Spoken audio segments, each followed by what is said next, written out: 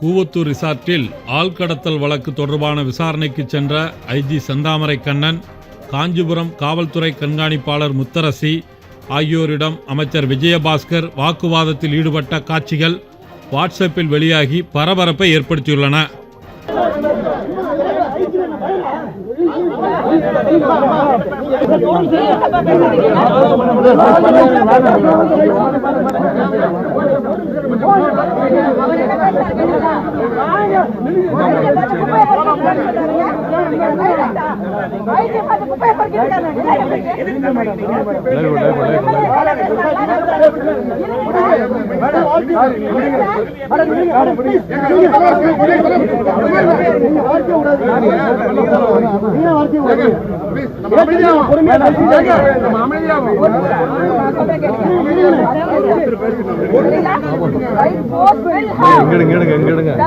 இங்க